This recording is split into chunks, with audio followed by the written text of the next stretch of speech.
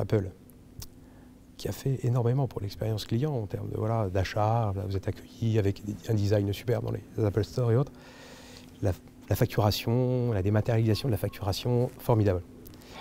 Une chose, vous avez un problème en SAV, pour l'avoir testé sur 3 Apple Store, moi-même, on m'a dit non, mais il fallait faire la démarche sur le Genius Bar, depuis chez vous. C'est plus sympathique. Moi, je comprends, c'est mieux. Effectivement, on prend son rendez-vous. Bon, c'est un petit peu décevant parce que moi, par 3 fois, j'ai pas eu un rendez-vous avant 7 jours. Donc, on parlait de premiers éléments d'expérience client latente. Je trouve qu'ils n'ont pas, à mon avis, le prérequis. Ça, c'est un premier point. Le deuxième, c'est que comme je n'avais pas fait la démarche par le Genius Bar, j'arrive à un Apple Store qui était blindé. Et cet Apple Store m'a, en fait, ni plus ni moins renvoyé chez moi pour m'inscrire sur le Genius Bar parce qu'ils n'avaient pas le temps de le faire, étant donné la queue qu'ils avaient dans l'Apple Store. Puisque j'aurais pu me mettre à une borne ou le faire sur place, sauf que tout était pris au niveau des emplacements de tablettes et autres, et la personne qui était surchargée avec une file de clients. Donc on m'a renvoyé chez moi pour prendre un rendez-vous. Alors j'étais sur place, j'avais choisi d'aller dans l'Apple Store parce que j'étais dans le centre commercial.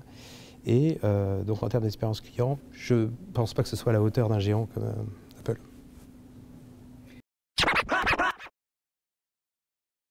J'étais en vacances, j'avais pris une journée de vacances, donc je suis parisienne, j'étais descendue à Marseille et en fait je devais rejoindre mon fils qui a 6 ans à côté d'Hyères en fait. Et donc du coup à Marseille je devais prendre un train pour Hyères.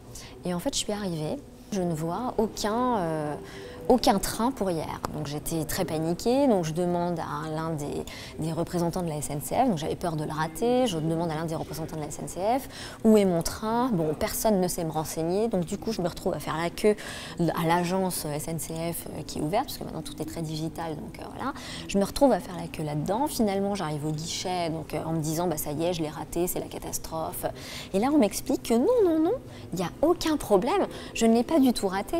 En fait ce train est juste en grève, il y a une grève du personnel et donc ce train n'est pas arrivé et d'ailleurs peut-être qu'il n'arrivera jamais.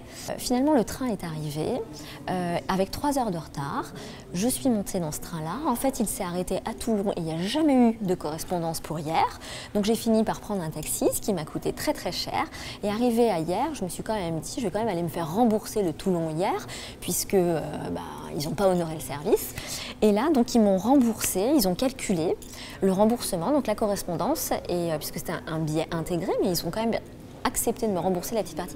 Et ils m'ont remboursé 3 €. Voilà.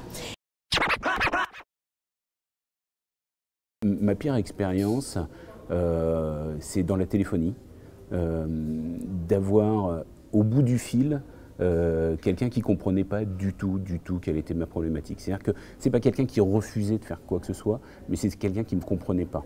Et là, comme je suis plutôt un client patient, je suis resté plutôt calme, mais je me suis aperçu que j'avais pas de levier. C'est-à-dire qu'en gros, j'essayais d'exposer une problématique et on me répondait avec des solutions qui ne correspondaient pas à la problématique. Et on me faisait faire des démarches, on me faisait faire plein de choses, mais j'avais quelqu'un qui ne comprenait pas.